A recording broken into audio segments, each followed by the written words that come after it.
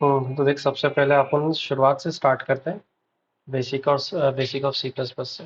ठीक है। पहला टॉपिक आता है सी प्लस प्लस का कंपाइलर। हमारे केस में अपन यूज़ करने वाला है टर्बो सी कंपाइलर। तो इसके बारे में ज़्यादा कुछ डिस्कस नहीं करेंगे, वैसे भी ये एग्जाम में इतना पूछता नहीं है। ठीक है। सबसे पहला first C plus plus program. ठीक है, ये कैसे करेंगे? तो यहाँ से शुरुआत करते हैं।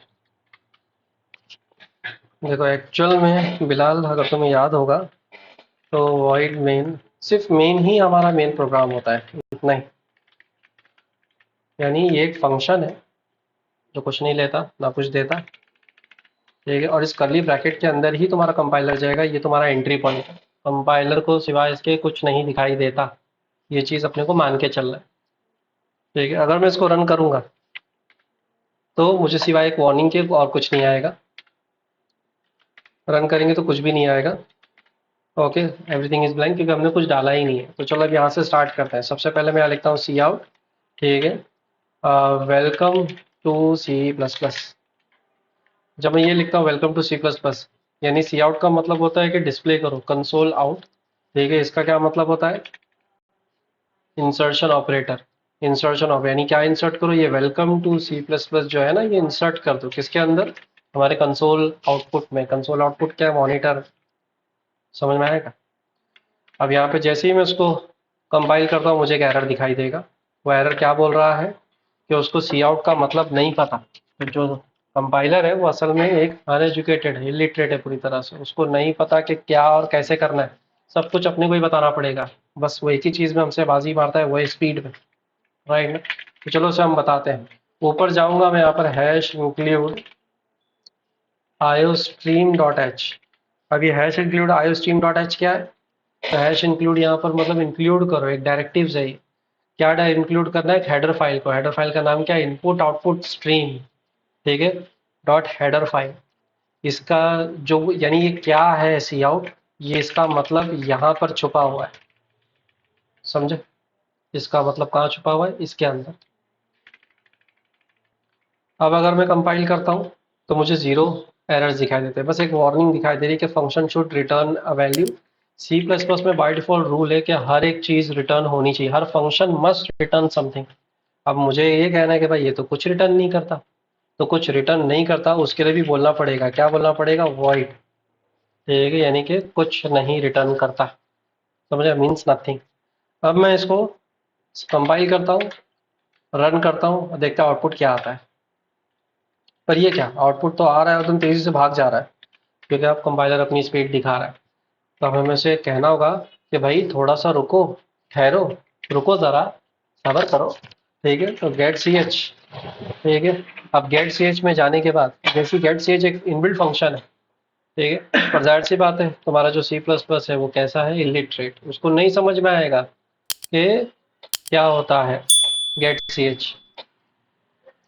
तो अभी इसको दुरुस्त कर देते हैं। जैसे गेट सी एच पे मैं करता हूँ, मैं कंपाइल करता हूँ, तो मुझे एक एरर मिल जाएगा। वो बोलेगा function should have a prototype, क्योंकि उसको नहीं पता कि वो क्या है। तो चलो उसको हम बता देते हैं जल्दी से। Hash include conio dot H, यानी कि console input output dot H. यानी कि तब अभी देखो, कंपाइलर जो है ऊपर से नीचे की तरफ जा रहा है। सबसे पहले वो वाइड मेन को ढूंढेगा, यहाँ पर आएगा कर्सर। ठीक है। फिर कर्ली ब्रैकेट से एक एक लाइन में एग्जीक्यूट करना स्टार्ट करेगा। पहले इसको ये मिलेगी। ठीक है। तो आउटपुट में ये डिस्प्ले में डाल देगा। फिर डिस्प्ले में डालने के बाद ये फंक्शन मिलेगा। उसको नहीं समझ में आया तो ऊपर गया देखने के लिए, हाँ आप उसको समझ में आ गया, कंसेप्ट क्लियर हो गया उसका। तो गेट सी एच का फंक्शनलिटी स्टार्ट करेगा। फंक्शनलिटी क्या है? जब तक कीबोर्ड से कोई की प्रेस ना किया जाए तब तक आउटपुट ठहरा रहना चाहिए। समझ में आया क्या? ये इसका मतलब होता है। मैं जैसे ही इसको कम, यहाँ पर देखिए थोड़ा सा ही, एक सेकेंड, ये यहाँ से यहाँ चला गया।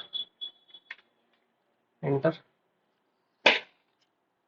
ये इसको बड़ा करने के लिए ऑल्ट एंटर दबाने का, तो बड़ा हो जाता है। ठीक है। थोड़ा कभी कभार टाइम लेता है, पर हो जाता है। यहाँ पे गेट सी एच, जैसे ही अब मैं इसको रन करूंगा, ठीक है, तुम देख सकते हो कितनी बार आ गया welcome to C plus, welcome to C plus. असल में जितनी बार भी तुम इसको रन करोगे पुराना आउटपुट भी स्टोर रहेगा। ठीक है। तो इसको हमें बोलना पड़ेगा कि भाई हमको पुराना आउटपुट नहीं चाहिए, ओनली लेटेस्ट आउटपुट के साथ डील करना है। तो C L R S C R. ठीक है। और इसका जो भी मतलब है वो कोनियो के अंदर अवेलेबल है, तो तुम्हें कोई एरर नहीं आएगा, एकदम स्मूथली रन हो जाएगा ये। समझ में आया? और ये हो गया तुम्हारा सबसे पहला प्रोग्राम सी प्लस प्लस का। तो बोर्ड एग्जाम में अगर कोई पूछता है कि भाई simple example of C plus plus program, demonstrate a program या प्रोग्राम स्ट्रक्चर, सीधा ये उतार के दे देना है तुम्हारा काम हो जाएगा। ठीक है।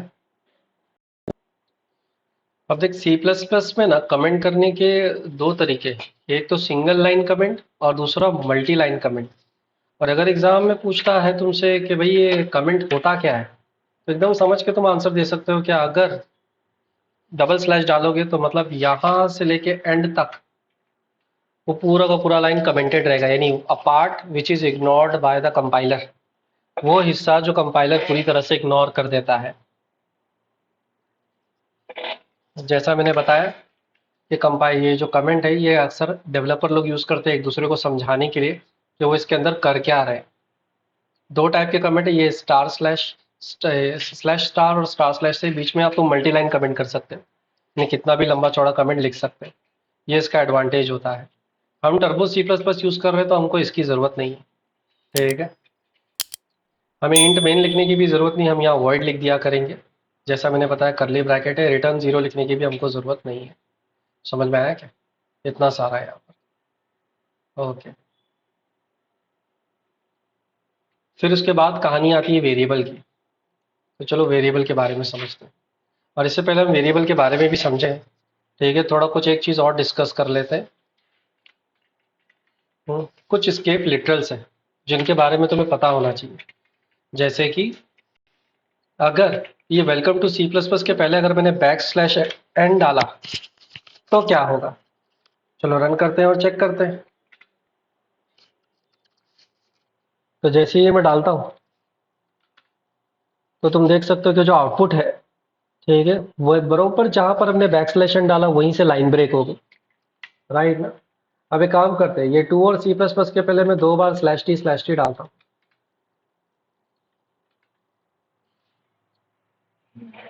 तो अपने आप टैब्स आ गए। राइट ना? एक स्पेस क्रिएट हो गया।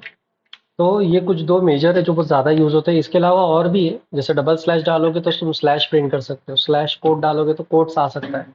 ऐसा करके हमारे पास बहुत सारे हैं, ठीक है, जो यहाँ पर दिया हुआ है। इन सब वेबसाइट का इस्तेमाल कर सकते हैं। एन नंबर ऑफ वेबसाइट्स है जो आपको हेल्प कर सकती है आपकी नोट्स के लिए। जैसे मैं यूज़ कर रहा हूँ C plus plus for school, codes cracker, Java T point, बहुत सारी वेबसाइट है, कमी नहीं है वेबसाइट की। अब इम्पोर्टेंट टॉपिक यहाँ पर आता है वेरिएबल्स का। आखिर वेरिएबल्स क्या होता है?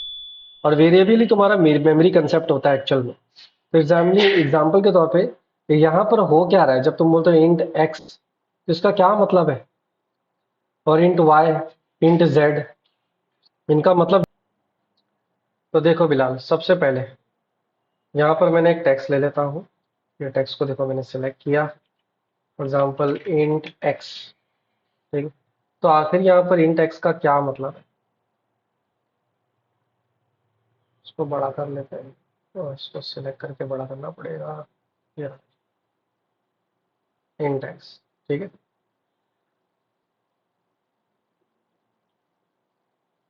तो एग्जैक्टली इसका क्या मतलब होता है जब तुम बोलते हो ना इंट एक्स लिया है मैंने? तो यहाँ पे फॉर एग्जांपल यहाँ पर मैं एक रेक्टेंगल शेप लेता हूँ तुम्हें समझाने के लिए, और इसके अंदर मैं छोटे छोटे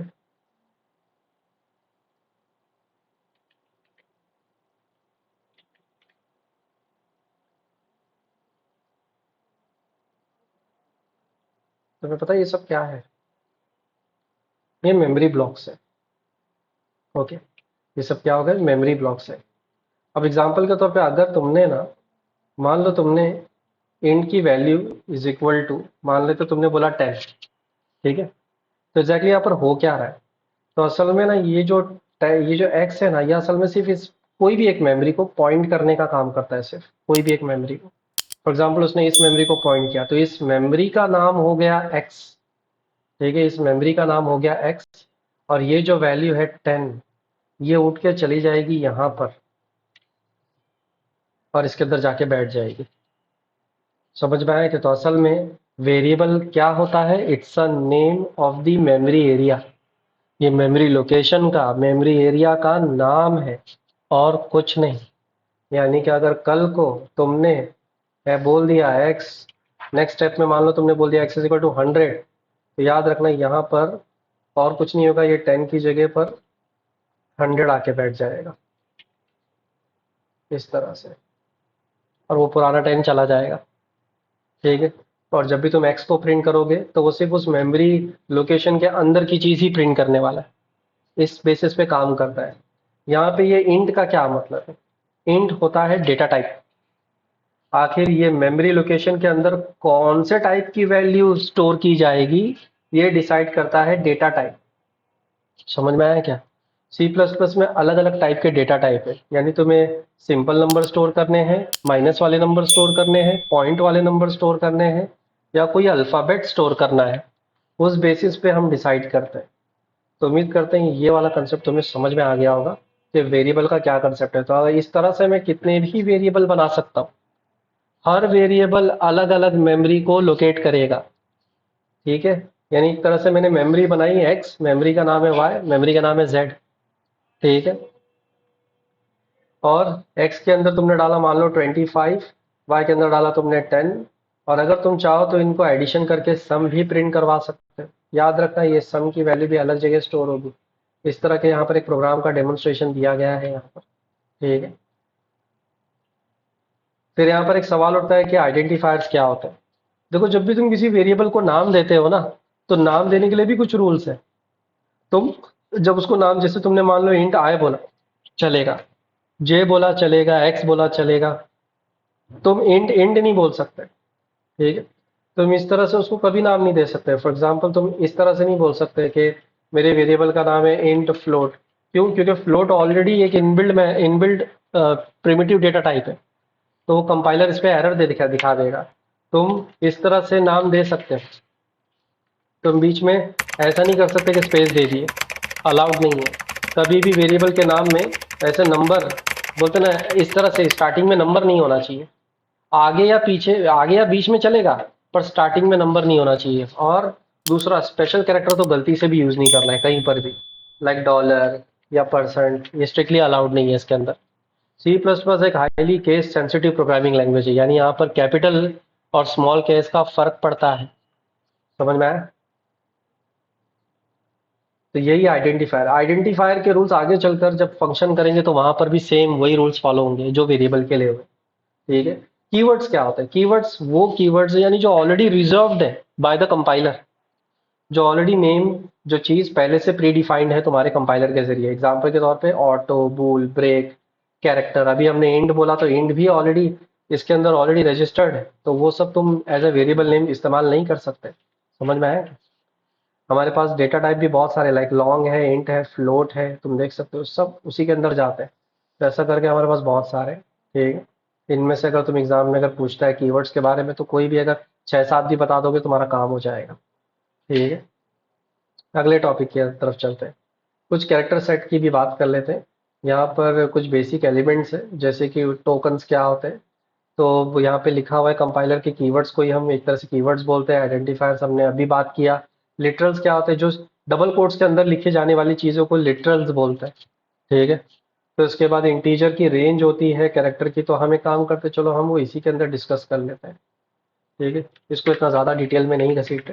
फॉर एग्जाम्पल तुमको अब पता चल गया रहेगा कि हर एक वेरिएबल की कुछ रेंज है, और ये रेंज भी हम पता कर सकते हैं। कैसे? फॉर एग्जाम्पल इंट, तो इंट की जो रेंज है वो कितनी है? ऐसे तो अगर हम नंबर में बात करें तो -65,000 से लेके +65,000 तक है, पता है ना? उसी तरीके से दो टाइप के इंट होते हैं, साइंड एंड अनसाइंड। अनसाइंड बोलेंगे तो जाहिर सी बात है उसके अंदर सिर्फ और सिर्फ पॉजिटिव नंबर की रेंज आएगी, और अगर साइन साइन की बात करेंगे तो नेगेटिव पॉजिटिव दोनों आ जाएगा। ठीक, फिलहाल हम इंट की बात करें तो मेमोरी में असल में ये 2 बाइट का स्पेस ले रहा है। ठीक है, फ्लोट जो है वो लगभग 4 बाइट का स्पेस ले रहा है। डबल, असल में डबल और फ्लोट एक जैसे ही है। फ्लोट छोटा भाई है तो डबल बड़ा भाई, पॉइंट वाले नंबर स्टोर करने देता है। बस फर्क इतना है कि डबल का साइज ज्यादा है, यानी बड़े बड़े नंबर स्टोर करने देगा तुमको। अगर इंट तुमको कम पड़ता है तो तुम लॉन्ग यूज कर सकते हो, लॉन्ग भी तुम्हारा ले लेगा आराम से 4 बाइट का स्पेस। पर एग्जैक्टली क्या वाकई में ये इतना स्पेस लेते हैं, इनको जानने के लिए सी प्लस प्लस एक अच्छा जरिया है। यहाँ पे साइज ऑफ इनबिल्ड ऑपरेटर है जो सी प्लस प्लस और सी में ही अवेलेबल है। यहाँ पे अगर मैं जाके इंट डालता हूँ तो मुझे एग्जैक्टली रियलिटी पता चलेगी कि कितना साइज ये एक्चुअल में स्टोर करता है। तो देखो 2 बाइट आ गया, असल में 2 बाइट का स्पेस लेता है। अगर मैं फ्लोट का डालूंगा तो फ्लोट कितना स्पेस लेता है, 4 बाइट का। अगर मैं डबल डालता हूँ तो 8 बाइट का। और अगर मैं शॉर्ट डालता हूँ तो शॉर्ट कितना स्पेस ले रहा है, 2 बाइट का। और अगर मैं लॉन्ग डालता हूँ 4 बाइट। याद रखना, शॉर्ट इंट लॉन्ग, शॉर्ट छोटा भाई, इंट बीच का भाई है, लॉन्ग बड़ा भाई है। ये वो डेटा टाइप्स है जो तुम्हें नॉन डेसिमल नंबर स्टोर करने देंगे, बिना पॉइंट वाले नंबर स्टोर करने देंगे। ठीक है। अब एग्जैक्टली वेरिएबल का इस्तेमाल भी यहाँ पर हम देख ही लेते हैं। फॉर एग्जाम्पल यहाँ पे मैं इसको हटा ही देता हूँ। देखो, एग्जाम्पल के तौर पे अगर तुम्हें कुछ कैलकुलेशन यूज करना है तो कैसे करोगे, तुम फ्लोट लोगे। फॉर एग्जाम्पल तुम्हें एरिया ऑफ सर्कल कैलकुलेट करना है, तो एरिया ऑफ सर्कल का फॉर्मूला क्या है, पाई आर स्क्वायर। तो मैंने देखो, मैं सिर्फ एक ही वेरिएबल बनाऊंगा, आर। ठीक है। अब ये आर की वैल्यू हम यूजर से लेते हैं। ठीक है, यहाँ पे फ्लोट की स्पेलिंग भी गलत है। कैसे लेना है अपने को, पहले यहाँ पे सी आउट लिखना है। ठीक है, हम उसको बोलेंगे inter the value of radius, इस तरह से। या तो तुम बैक स्लैश एन डालो, तो हैंडल कीवर्ड डालो। हैंडल क्या करता है, लाइन ब्रेक का ही काम करता है। ठीक है। अब क्या होगा, जैसे ही तुम इसको पहले रन करके इतने को ही देख लो तो तुमको आउटपुट स्क्रीन पे सिर्फ ये दिखाई दे रहा है, हैंडल की वजह से हमारा जो कर्सर है वो नीचे की तरफ आ रहा है, राइट ना। फिर इसके नीचे जाके तुम सीन यूज करते हो और आर डाल देते हो। ठीक है ना। फिर ये करने के बाद अब जैसे ही तुम यहाँ पे अब रन करते हो, अब अगर तुम कुछ भी डालोगे, जैसे मैंने यहाँ पे 5 लिखा, तो ये जो 5 अभी देखो इंटर मारा, गेट सी एच आ गया। फिर इंटर मारूंगा, अब वो जो 5 है असल में आर के अंदर स्टोर हो चुका है। वो जो 5 है वो आर के अंदर स्टोर हो गया। तो तुम चाहो तो देख सकते हो, सी आउट। ठीक है। रेडियस इज, रेडियस की स्पेलिंग रेडियस इज। ठीक है, यहाँ पे हम आर को प्रिंट करते हैं। देखो प्रिंट इस तरह से करते हैं। तो जैसे ही मैं इसको रन मारूंगा, तो जैसे ही अगर मैं यहाँ पे लिखता मान लो 6, तो देखो रेडियस से 6, यानी आर के अंदर वो वैल्यू स्टोर हो चुकी है। This is how we take input from the user. तीन का मतलब होता है कंसोल इनपुट, और यहाँ पर इसका मतलब होता है एक्सट्रैक्शन ऑपरेटर। इन्हें एक्सट्रैक्ट करो इनपुट से, और जो भी एक्सट्रैक्टेड वैल्यू है उस वेरिएबल में ठूस दो। समझ में आए। उसके बाद अब हम यहाँ पर लगाएंगे फॉर्मूला। हम निकाल रहे थे एरिया ऑफ सर्कल, राइट ना। तो area underscore of underscore circle, इतना बड़ा नाम दिया मैंने एरिया ऑफ सर्कल को। अब मैं यहाँ पे जाके फॉर्मूला डालूंगा, area underscore of underscore circle is equal to pi r square. Pi की वैल्यू तो फिक्स है 3.14, तो इस तरह से लिख दो। आर स्क्वायर का मतलब हो गया आर इंटू आर, है ना। अब बस तुम जाकर, ठीक है, एरिया ऑफ सर्कल इज, यहाँ पे जाके तुम ये area underscore of underscore circle यहाँ पे से प्रिंट कर दो। तो आउटपुट बिल्कुल तुमको बिल्कुल वैसे ही दिखाई देगा जैसा तुम देखना चाहोगे। ठीक है। तो चलो इसको रन करते हैं। यहाँ पे अगर मैं डालता हूँ 3, तो 3 3 9, 9 3 समथिंग, तो मैं 28.26, तुम देख सकते हो काफ़ी एक्यूरेट आंसर आ रहा है, राइट ना। राइट। समझ में आया क्या, एकदम सिंपल प्रोग्राम, और हमने वेरिएबल का इस्तेमाल भी यहाँ पर करके देख लिया, राइट ना, इस तरह से। ओके, तो आप देखते हैं ऑपरेटर्स की तरफ। ऑपरेटर असल में एक स्पेशल सिंबल होता है जिनका कुछ खास स्पेसिफिक पर्पस होता है। ठीक है, या आम भाषा में operators are the operator which works on operand, simple language में। तो कितने टाइप्स, तुम लोगों ने क्वेश्चन में पूछता है कि what are the different types of operator available in C plus plus. तो तुमको क्या बोलना है कि भाई देखो, सबसे पहला तो अरिथमेटिक ऑपरेटर, दूसरा relational, binary, unary and logical operator. इतना भी बता देंगे तो काफ़ी हो जाता है। तो एक काम करते हैं, हम एक एक से स्टार्ट करते हैं।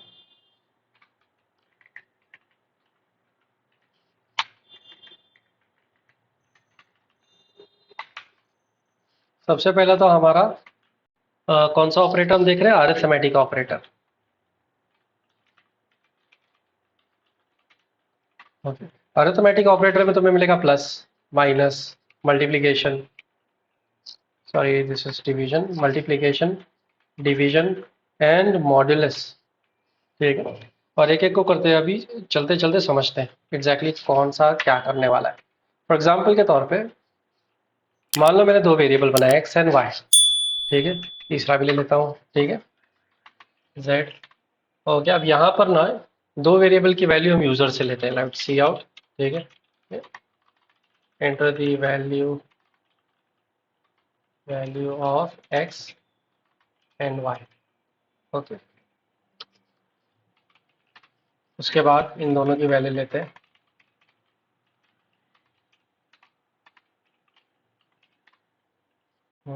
अब यहाँ पर मैं बोलता हूँ z is equal to X plus Y. ठीक है, तो सिंपली मुझे एडिशन मिल जाएगा। सी आउट मैं आप बोल देता हूँ एडिशन इज, ठीक है, और जैसे ही मैं इसको रन करता हूँ तुम खुद देख लो आउटपुट कैसा आता है। ठीक है, पहले मैं डालूंगा 10, दूसरा मैं डालूंगा 20, तो मुझे मिलेगा 30। ओके, यहाँ पर हैंडल डाल देते हैं ताकि थोड़ा सा बेटर लगे। ये वाले स्टेप देखने के बाद तुम्हें लगा होगा कि हम ऐसा भी कर सकते हैं, जैसा मैंने यहाँ पर किया ना, एक ही सीन के अंदर मल्टीपल इनपुट लिए जा सकते हैं। ओके, अब आगे तो ये हो गया सबसे पहला एडिशन। अगर मैं एडिशन कर सकता हूँ तो उसका मतलब मैं सब्ट्रैक्शन भी तो कर सकता हूँ ना। फॉर एग्जाम्पल 10, ठीक है, 20 माइनस 10, राइट। इसका मतलब मैं मल्टीप्लीकेशन भी कर सकता हूँ। ठीक है, 10 मल्टीप्लाई बाय 20। ठीक है, क्लियरली देख के पता चल रहा है, राइट ना। मतलब मैं सारी चीज़ कर सकता हूँ। क्या मैं डिवीजन भी कर सकता हूँ? जवाब है हाँ, डिवीजन भी कर सकते हैं। फॉर एग्जाम्पल अगर मैं इसे रन करता हूँ, 10 और 5 डिवाइड कर दो तो 2 मिलता है, 5 2 ज़ा 10 होता है, राइट ना। यानी ये भी मैं कर सकता हूँ। पर ये मॉड्यूलस क्या करता है? तो मॉड्यूलस असल में हमें रिमाइंडर देता है। ठीक है, फॉर एग्जाम्पल मैं इसे रन करता हूँ, 10 डाला मैंने, दूसरा नंबर डाला मैंने 5। ठीक है, यहाँ पे एडिशन ही लिख के आ रहा है, तो यहाँ मैं लिख देता हूँ वैल्यू इज। तो अब मैं जब यहाँ पे 10 डालता हूँ, 5 डालता हूँ, तो याद है ना रिमाइंडर कितना बचेगा? 0 बचेगा। ठीक है, फिर से रन करता हूँ, यहाँ पे 10 डालता हूँ, यहाँ पे 3 डालता हूँ, तो अब रिमाइंडर कितना बचेगा? 1, बिकॉज 3 3 9 होता है, 10 माइनस 9 1 बचता है, राइट ना। तो मॉड्यूलस हमें रिमाइंडर देता है।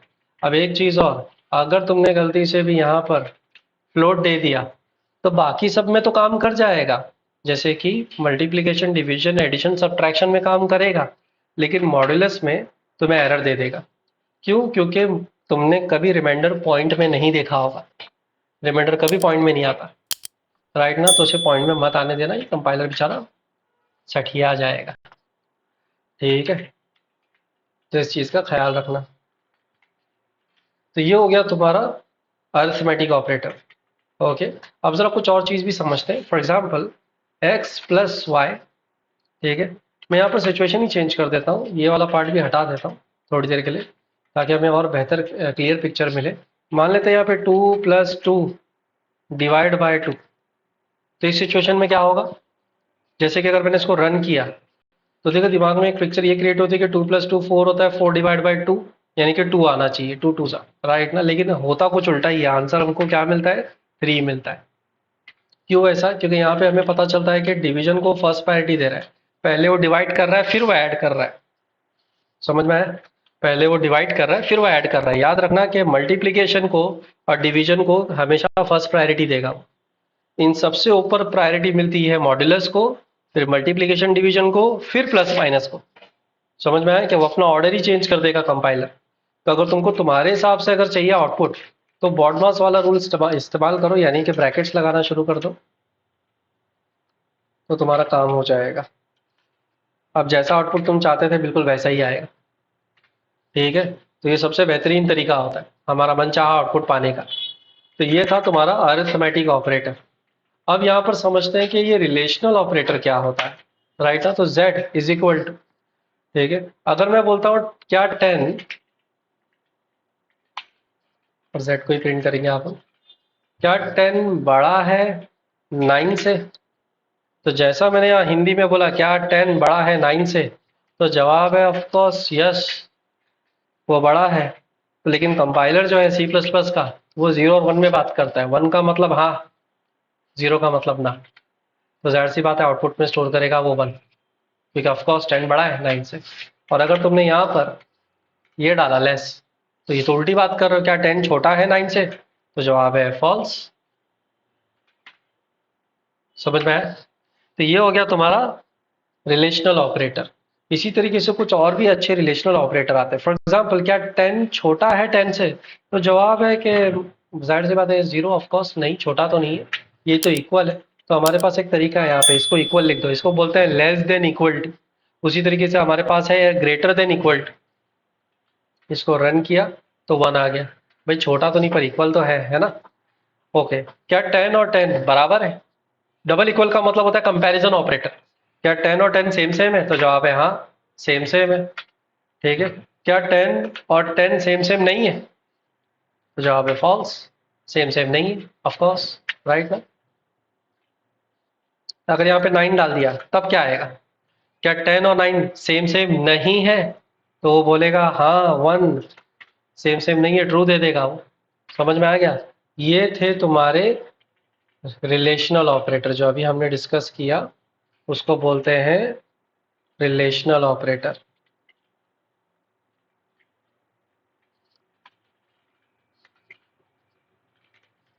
ठीक है, कौन कौन से relational operator? Less than, greater than, less than equal to, greater than equal to. कुछ एक्स्ट्रा चीज इसी में काउंट कर लो, जैसे इसको कंपैरिटन कंपैरिजन ऑपरेटर बोलते हैं, ये कंपेयर करने का काम करता है। इसे असाइनमेंट ऑपरेटर कहते हैं। ठीक है, इसे असाइनमेंट ऑपरेटर कहते हैं। इसे नॉट इक्वल टू ऑपरेटर बोलते हैं, एक्सक्लेमेशन मार्क मार के अगर हम बोल देते हैं तो। फिर उसके बाद आता है लॉजिकल ऑपरेटर।